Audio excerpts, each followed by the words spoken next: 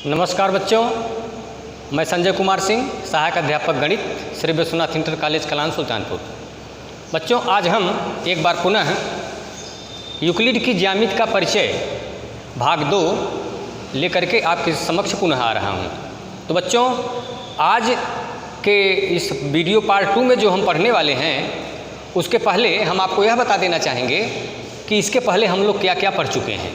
तो बच्चों, हमने इसमें आपको सबसे पहले ज्योमेट्री का इतिहास अर्थात ज्यामिति का इतिहास बताया था, फिर यूक्लिड की परिभाषाएं, यूक्लिड के अभिगृहित और यूक्लिड की अभिधारणाएं। तो बच्चों, परिभाषा में हमने यह आपसे बताया था कि सर्वप्रथम यूक्लिड ने ही ठोस का ज्यामितीय अवधारणा प्रस्तुत किया। उन्होंने बताया कि ठोसों का एक आकार होता है, एक स्थिति होती है, उनको परिभाषित किया जा सकता है। उन्होंने कहा कि ठोस के पृष्ठ का अर्थ ये होता है कि उनकी बाउंड्री जो होती है, सतह, वही उनका पृष्ठ कहलाता है। पृष्ठ के किनारे रेखाएं कहलाती हैं। रेखाओं के अंत बिंदु, अंतिम सिरों को बिंदु का उन्होंने कहा। इस प्रकार से एक परिभाषाएं उन्होंने दिया, जो 7 परिभाषाएं हमने आपको पहले वीडियो में हमने आपको बताया था। जैसे बिंदु वह होता है जिसका कोई भाग नहीं होता है। इसी तरह से हमने बताया था कि चौड़ाई रहित लंबाई को रेखा कहते हैं। इस प्रकार से 7 परिभाषाएं आपको बताई गई थी।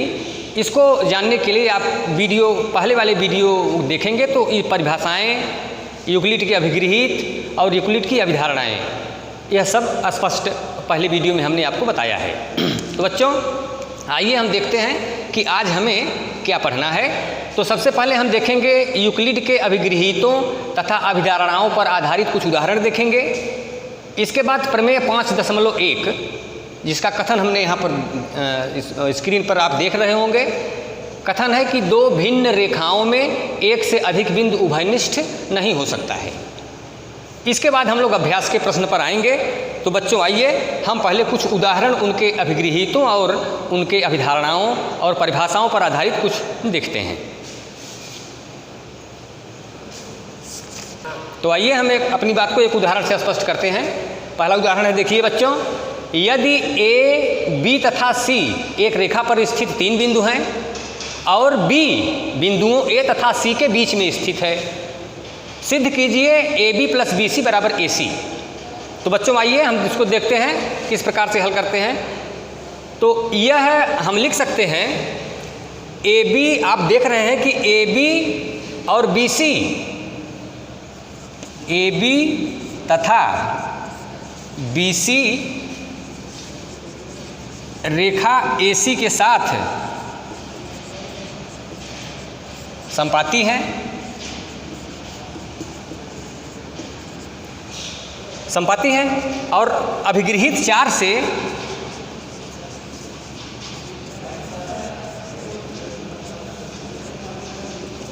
अभिगृहित 4 क्या कहती है कि यदि 2 वस्तुएं परस्पर संपाती हैं तो वो बराबर होती हैं। तो इस प्रकार से हम कह सकते हैं कि A B plus B C बराबर ए सी, क्योंकि अभिगृहित 4 कहता है कि यदि 2 वस्तुएं परस्पर संपाती हैं तो वो बराबर होती हैं। इस प्रकार से हम कह सकते हैं कि A B plus B C बराबर ए सी। अब बच्चों, इसी टाइप का एक और उदाहरण नंबर 2 हम आपको फिर से बताने जा रहे हैं। आप लोग ध्यान से देखेंगे। उदाहरण दूसरा ये है कि एक दिए गए रेखाखंड पर एक समबाहु त्रिभुज की रचना की जा सकती है। दिए गए रेखाखंड पर, उदाहरण 2, दिए गए रेखाखंड पर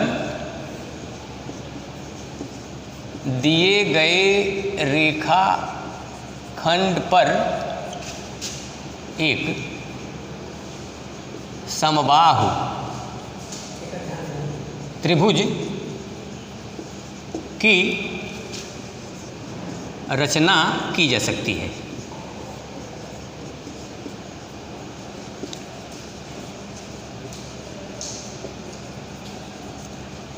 दिए गए रेखाखंड पर एक समबाहु त्रिभुज की रचना की जा सकती है। तो बच्चों, हमको क्या दिया गया है? एक रेखाखंड दिया गया है।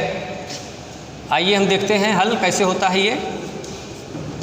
तो एक रेखाखंड हमको दिया गया है, मान लीजिए एक रेखाखंड AB ये हमें दिया गया है और इसी रेखाखंड पर हमें एक समबाहु त्रिभुज की रचना करनी है।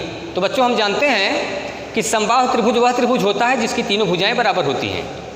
तो हम करते क्या है कि बिंदु A को केंद्र मान करके और B त्रिज्या लेकर के एक चाप इस तरीके से हम लगा लेते हैं, इस तरीके से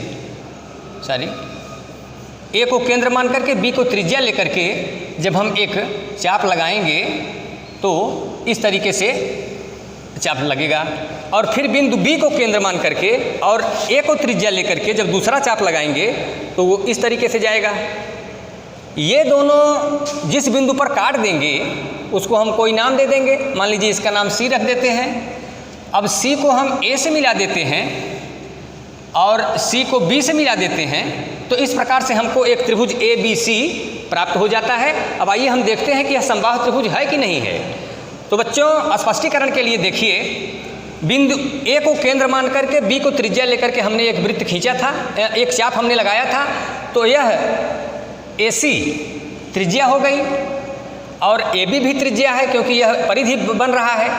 तो हम कह सकते हैं कि AC बराबर AB, क्योंकि एक ही वृत्त की त्रिज्याएं हैं, एक ही वृत्त की त्रिज्याएं। और बिंदु B को केंद्र मान करके A को त्रिज्या लेकर के ये चाप लगाया गया है, ये भी C पर जाकर काट रहा है, तो हम कह सकते हैं कि ये भी वृत्त की त्रिज्या है, BC भी वृत्त की त्रिज्या है।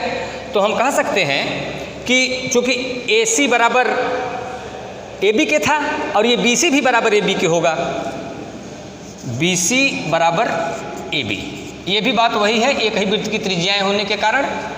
तो यहाँ आप देख रहे हैं कि AC बराबर AB, यानी यह AC AB के बराबर है और BC भी AB के बराबर है। आपने पहला अभिगृहित जो पढ़ा है कि यदि एक ही वस्तु दो या दो से अधिक वस्तुओं के बराबर है तो वह दोनों वस्तुएं भी आपस में बराबर होती हैं। तो इस प्रकार से हम कह सकते हैं AC बराबर BC, क्यों? अभिगृहित 1 से,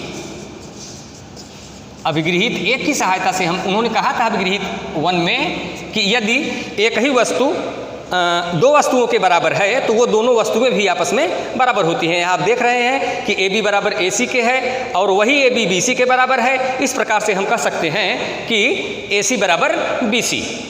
अब हम कुछ अभ्यासार्थ प्रश्न नहीं, पहले हम एक प्रमेय बताएंगे और इसके बाद फिर अभ्यास कराएंगे। तो आइए हम एक प्रमेय देखते हैं। प्रमेय 5.1, दो भिन्न रेखाओं में एक से अधिक बिंदु उभयनिष्ठ नहीं हो सकता। यदि दो भिन्न रेखाएं हैं तो वो उनमें एक से अधिक बिंदु उभयनिष्ठ नहीं हो सकता है। आइए हम इसको देखते हैं, इसका कैसे सिद्ध करते हैं। तो उपपत्ति देखिए,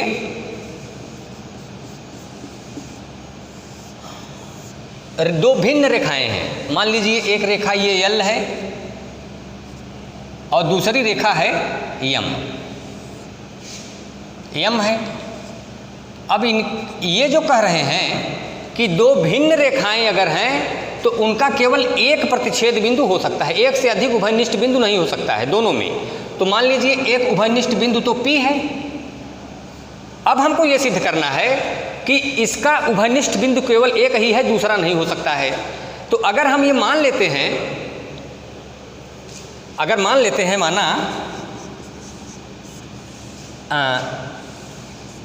दोनों रेखाओं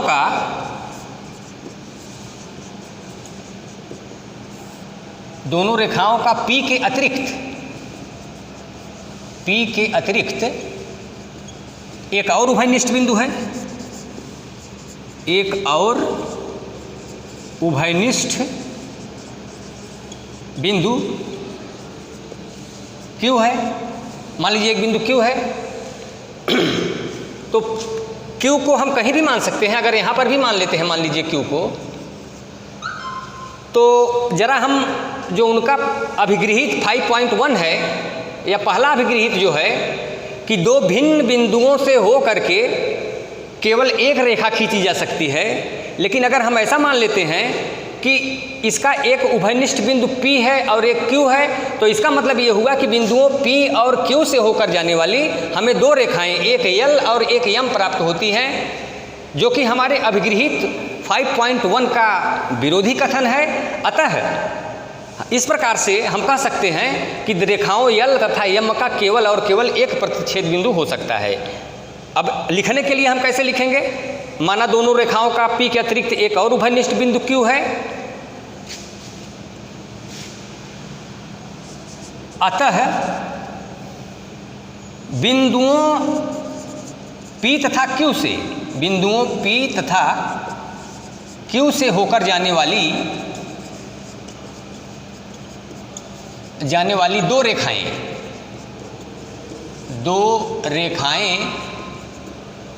L तथा M प्राप्त होती हैं, जो कि अभिगृहित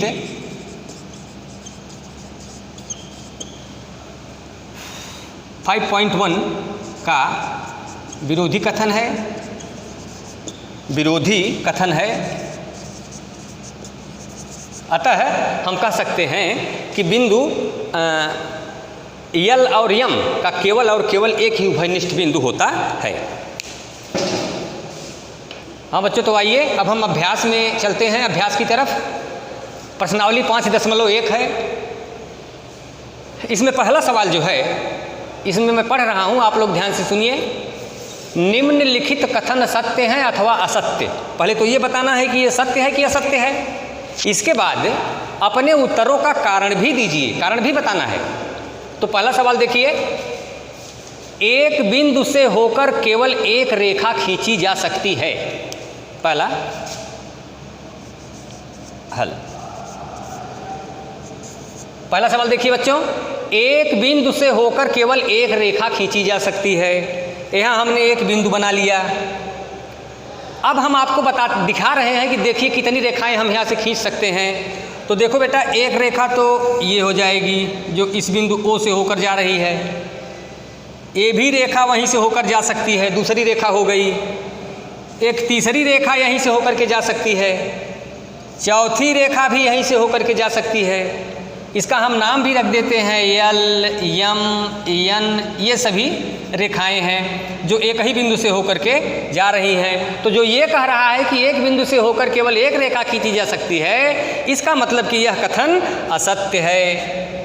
अब यह कथन असत्य क्यों है? क्योंकि आपने देख लिया कि एक ही बिंदु से होकर के एक नहीं बल्कि असंख्य रेखाएं खींची जा सकती हैं, इसलिए इनका यह कथन असत्य है।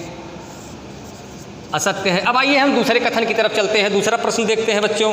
तो दूसरा प्रश्न ये कह रहा है कि दो भिन्न बिंदुओं से होकर जाने वाली असंख्य रेखाएं हैं। दो भिन्न बिंदुओं से होकर जाने वाली असंख्य रेखाएं हैं, जबकि अभिधारणा पहला हमने क्या पढ़ा था? हमने ये पढ़ा था बेटा कि दो भिन्न बिंदुओं से होकर के केवल और केवल एक रेखा खींची जा सकती है। यह अभिधारणा पहला है। या एक बिंदु मान लीजिए ए दिया गया है O, और एक और बिंदु दिया गया है, मान लीजिए ये O डैश है। इन दोनों बिंदुओं से होकर के केवल और केवल एक रेखा खींची जा सकती है। और यह कह रहे हैं कि दो भिन्न बिंदुओं से होकर जाने वाली असंख्य रेखाएं हैं, जबकि अभिधारणा पहला कहता है कि दो भिन्न बिंदुओं से होकर के केवल और केवल एक ही रेखा खींची जा सकती है। अगर दूसरी रेखा हम खींचेंगे तो यहाँ से जाएगी, यहाँ से भले जा सकती है, लेकिन इस बिंदु से नहीं जा सकती है। उसी प्रकार से इधर भी खींचेंगे तो कई रेखाएं जा सकती हैं यहाँ से, लेकिन इस यहाँ से नहीं होकर के जाएंगी। इसका मतलब ये हुआ कि दो भिन्न बिंदुओं से होकर जाने वाली असंख्य रेखाएं जो ये कह रहे हैं, यह कथन इनका असत्य है। क्योंकि दो भिन्न बिंदुओं से होकर के केवल और केवल एक ही रेखा खींची जा सकती है, इसलिए यह कथन इनका असत्य है। अब आइए हम तीसरे कथन की तरफ चलते हैं। तीसरी देखिए क्या बात कह रहे हैं। एक शांत रेखा दोनों ओर अनिश्चित रूप से बढ़ाई जा सकती है। तो शांत रेखा का मतलब बेटा रेखाखंड होता है, ऐसा आप जान चुके हैं। ये शांत रेखा है। ए बी मान लीजिए, एक बिंदु ए है एक बिंदु बी है, ये शांत रेखा है। ये कह रहे हैं कि एक शांत रेखा दोनों ओर अनिश्चित रूप से बढ़ाई जा सकती है। इधर भी अनिश्चित रूप से बढ़ा सकते हैं और इधर भी अनिश्चित रूप से, ये हमको डाट डाट करके दिखाना है सारी, इधर भी अनिश्चित रूप से बढ़ा सकते हैं और इधर भी अनिश्चित रूप से बढ़ा सकते हैं। ये क्या कह रहे हैं कि एक शांत रेखा दोनों ओर अनिश्चित रूप से बढ़ाई जा सकती है। यह कथन इनका सत्य है। क्यों सत्य है? क्योंकि अभिधारणा दूसरा, यूक्लिड ने जो अपनी अभिधारणाएं प्रस्तुत किया था उसमें दूसरे अभिधारणा में उन्होंने बताया था कि एक शांत रेखा टर्मिनेटेड लाइन जो होती है उसको अनिश्चित रूप से दोनों तरफ बढ़ाया जा सकता है। इसका अर्थ ये होता है कि इनका यह कथन सत्य है। अब आइए हम चौथे कथन की तरफ चलते हैं। चौथा कथन ये है बच्चों कि यदि दो वृत्त बराबर हैं तो उनकी त्रिज्याएं बराबर होती हैं। आइए हम इसको देखते हैं। दो वृत्त बराबर हैं, बराबर का अर्थ ये होता है बेटा कि वो दोनों समपाती हैं, और जब दोनों समपाती होंगे तो उनकी त्रिज्याएं अवश्य ही बराबर होती हैं। इसका अर्थ ये होता है कि इनका चौथा कथन भी क्या है? सत्य है। क्योंकि दो बराबर वृत्त जब होंगे तो वो समपाती हो जाएंगे और अवश्य ही उनकी त्रिज्याएं बराबर होंगी। अब आइए लास्ट कथन की तरफ हम चलते हैं। अंतिम कथन इनका ये है कि आकृति 5.9 में यदि ए बी बराबर पी क्यू, ये ए बी रेखा है, रेखाखंड है, और एक रेखाखंड पी क्यू है, और ए बी बराबर पी, यह ए बी रेखाखंड पी क्यू के बराबर दिया गया है, और यह पी क्यू एक तीसरा रेखाखंड है एक्स वाई, इसके बराबर दिया गया है। अब जरा ध्यान से देखेंगे कि ए बी बराबर पी क्यू और एक्स वाई बराबर पी क्यू। यहाँ आप यह ध्यान देंगे कि यह ए बी भी पी क्यू के बराबर है और एक्स वाई भी पी क्यू के बराबर है। यूक्लिड ने अपने पहले अपगृहीत में ये बताया था कि यदि एक ही वस्तु दो या दो से अधिक वस्तुओं के बराबर है, विभिन्न वस्तुओं के बराबर है, तो वे वस्तुएं भी आपस में बराबर होती हैं। वही यहाँ पर हम देख रहे हैं कि यह पी क्यू भी ए बी के बराबर है और फिर वही पी क्यू एक्स वाई के बराबर है। अतः हम कह सकते हैं कि ए बी बराबर एक्स वाई अवश्य होगा। और ये बच्चों प्रश्नावली 5.1 का दूसरा प्रश्न हम देखते हैं। निम्नलिखित पदों में से प्रत्येक की परिभाषा दीजिए। फिर आगे कह रहा है कि क्या इनमें कुछ पद ऐसे हैं जिन्हें परिभाषित करने की आवश्यकता है। अर्थात जब हम समांतर रेखा, लंब रेखा, रेखाखंड या वृत्त की त्रिज्या या वर्ग की परिभाषा जब देंगे तो क्या उसमें भी कुछ ऐसे शब्द आ सकते हैं जिनको परिभाषित करने की आवश्यकता है, यह उसके कहने का मतलब है। और अगर ऐसा है तो वे क्या हैं, कौन से पद हैं और आप इन्हें कैसे परिभाषित करेंगे। तो आइए देखिए, हम देखते हैं। पहला है समांतर रेखाएं। समांतर रेखाएं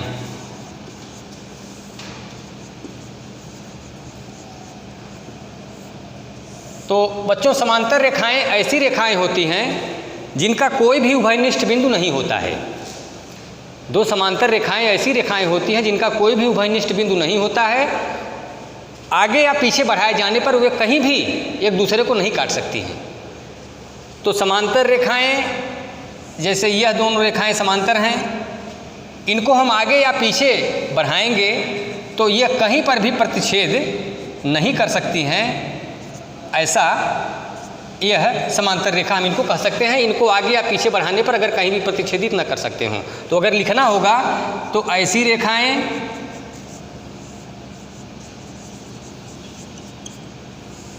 जो एक दूसरे को किसी बिंदु पर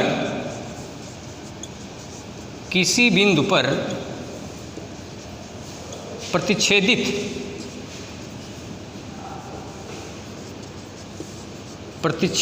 न करती हों,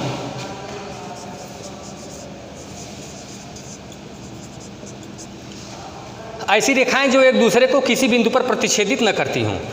तो इसमें एक शब्द है प्रतिच्छेदित। तो प्रतिच्छेदित को हमें परिभाषित करना पड़ सकता है। तो प्रतिच्छेदित का मतलब होता है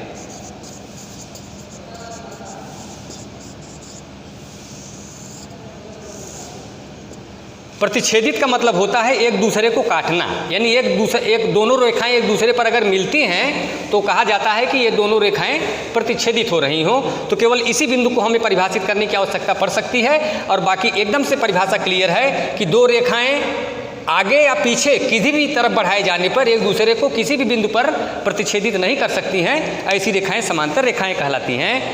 अब आइए हम दूसरी लंब रेखाएं देख रहे हैं, देखते हैं किस प्रकार से परिभाषित की जाती हैं। तो बच्चों, लंब रेखाएं हम कह सकते हैं कि ऐसी रेखाएं जो एक दूसरे के साथ 90 अंश का कोण बनाती हैं, परस्पर लंब रेखाएं कहलाती हैं। इसको हम ऐसे कह सकते हैं। दूसरा वाला लंब रेखाएं, लंब रेखाएं, इसके लिए जैसे एक सीधी रेखा ये है, दूसरी रेखा ये हो गई, तो यहाँ पे यह 90 अंश का कोण बन रहा है। तो हम कह सकते हैं कि यह रेखा AB और ये CD अगर है वो बिंदु पर प्रतिच्छेद कर रही है, तो यहाँ पे ये 90 अंश का कोण बन रहा है। तो हम कह सकते हैं कि OC लंब है AB पे। यह अब हम यहाँ कह सकते हैं कि AB और OC परस्पर लंब रेखाएं हैं। ऐसा भी कह सकते हैं कि AB और OD परस्पर लंब रेखाएं हैं। तो लंब रेखाओं का अर्थ ये होता है, लंब रेखाएं परस्पर 90 अंश का कोण बनाने वाली रेखाएं लंब रेखाएं कहलाती हैं। लंब रेखाएं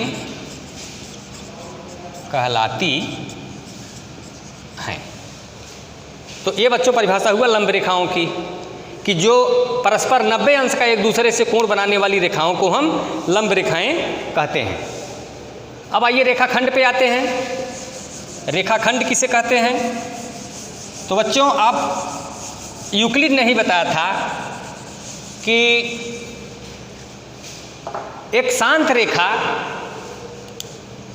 रेखा जो उन्होंने बताया था उसी को हम रेखाखंड कहते हैं।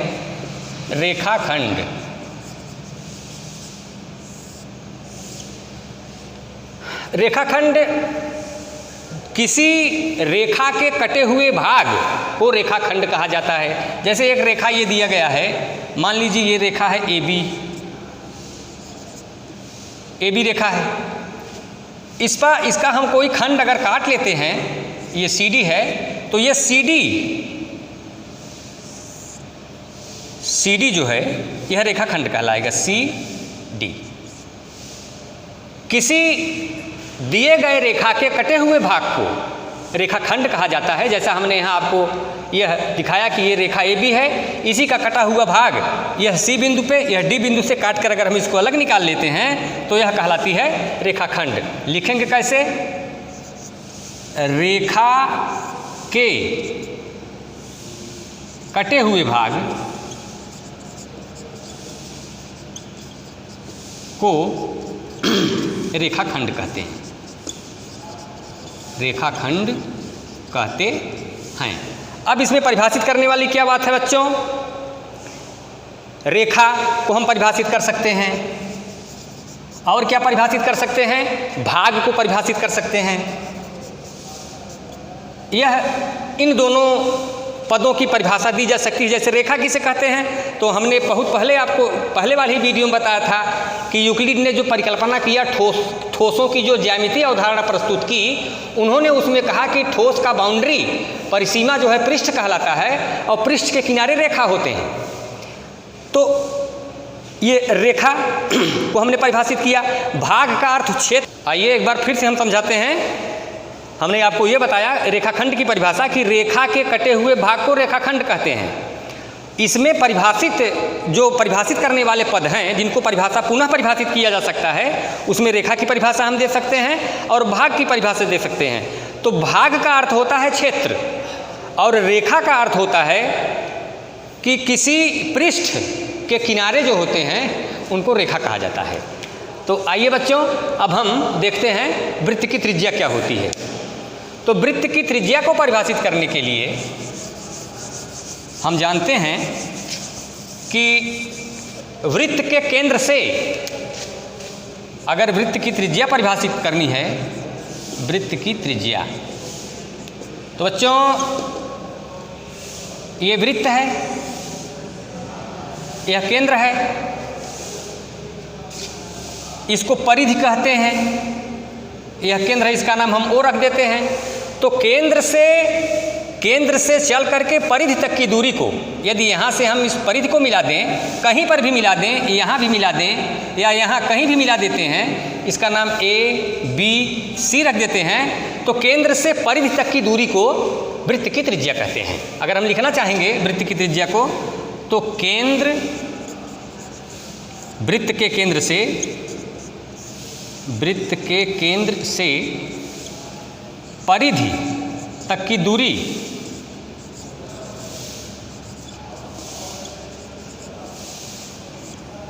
त्रिज्या कहलाती है। केंद्र से परिधि तक की दूरी त्रिज्या कहलाती है। तो बच्चों ये देखिए कि यह केंद्र है, यह परिधि है और केंद्र से परिधि तक की दूरी को हम त्रिज्या कहते हैं। इसमें परिभाषित करने वाला शब्द क्या है? वृत्त की परिभाषा दी जा सकती है, केंद्र की परिभाषा दी जा सकती है, परिधि को पुनः परिभाषित किया जा सकता है। तो वृत्त क्या होता है बच्चों? वृत्त ऐसे बिंदुओं का समुच्चय होता है जो किसी तल में, किसी समतल में एक निश्चित बिंदु से एक निश्चित दूरी तक रह करके उस बिंदु के परितः गति करने से जो आकृति निर्मित होती है उसको हम परिधि कहते हैं। केंद्र, निश्चित बिंदु जो होता है उसको केंद्र कहा जाता है।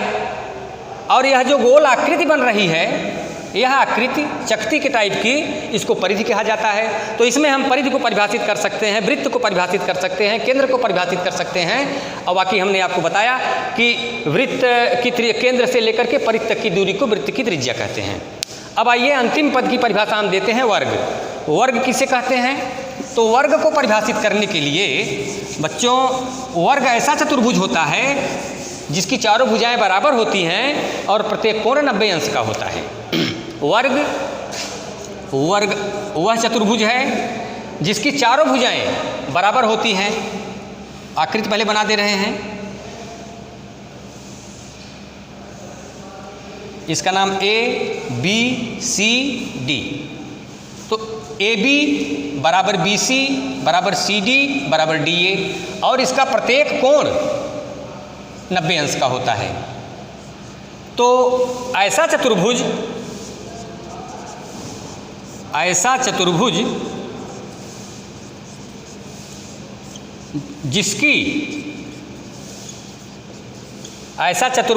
चारों भुजाएं बराबर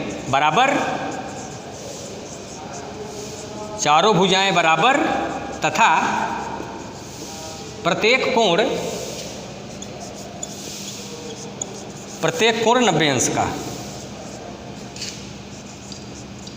हो। ऐसा चतुर्भुज जिसकी चारों भुजाएं बराबर तथा प्रत्येक कोण 90 अंश का हो, उसे हम वर्ग कहते हैं। अब इसमें परिभाषित कर और फिर किसकी परिभाषा दी जा सकती है? चतुर्भुज किसे कहते हैं? तो आप जानते हैं कि 4 सरल रेखाओं से घिरी हुई आकृति को चतुर्भुज कहते हैं। भुजाएं ये जिन रेखाओं से, 4 रेखाओं से मिलकर के इस चतुर्भुज की रचना हुई है, AB, BC, CD, AD, यह चारों इसकी भुजाएं कहलाती हैं। तो बच्चों इस प्रकार से आपने देखा, ये दूसरा प्रश्न में हमने आपको समांतर रेखाएं, लंब रेखाएं, रेखाखंड, वृत्त की त्रिज्या और वर्ग की परिभाषा हमने आपको बताया। अब आगे हम 2 सवाल और देखते हैं। आइए बच्चों, छठा प्रश्न हम देखते हैं। आकृति 5.10 में यदि AC बराबर BD, ये देख रहे हैं AC BD के बराबर दिया गया है, देखते हैं आकृति में यदि AC बराबर BD तो सिद्ध कीजिए कि AB बराबर CD। यहाँ पर क्या हमको दिया गया है बच्चों, AC BD के बराबर है और हमें सिद्ध करना है कि AB बराबर CD। आइए हम उपपत्ति देखते हैं। उपपत्ति में बच्चों यहाँ पे आपको दिया गया है कि AC बराबर BD। यहाँ हम जो दिया गया है लिख लेते हैं, AC बराबर BD। क्यों दिया है, प्रश्न में ही ऐसा कह रहा है कि AC बराबर BD के है। अब बच्चों AC BD बराबर हैं, हम यूक्लिड के अभिगृहित से यह जानते हैं कि यदि बराबर वस्तुओं में से बराबर घटाया जाए तो शेषफल भी बराबर होता है, या बराबर वस्तुओं में बराबर जोड़ा जाए तो भी बराबर होता है। तो इस AC में से अगर हम BC घटा देंगे और इधर BD में से भी वही BC घटाएंगे तो यूक्लिड के अभिगृहित के अनुसार अब भी यह दोनों बराबर होना चाहिए, क्योंकि जितना AC में से घटाया गया है उतना ही BC में से भी घटाया गया है। तो AB जो दोनों आएगा क्या होगा, बराबर होगा। अब AC माइनस BC, तो देख रहे हैं AC में से जब इतना BC घटा देंगे तो क्या बचेगा, AB। और इधर BD में से जब वही BC फिर घटा देंगे तो क्या बचेगा, CD। और ये भी दोनों क्या होंगे, बराबर होंगे। क्यों बराबर होंगे, क्योंकि यूक्लिड के अभिगृहित के अनुसार आप जानते हैं कि यदि बराबर वस्तुओं में से बराबर घटाया जाए तो जो शेषफल आता है वो भी बराबर होता है। इस प्रकार से बच्चों यूक्लिड की ज्यामिति का परिचय नामक अध्याय समाप्त हो गया। फिर इसके बाद अगले वीडियो में हम आपसे मिलेंगे।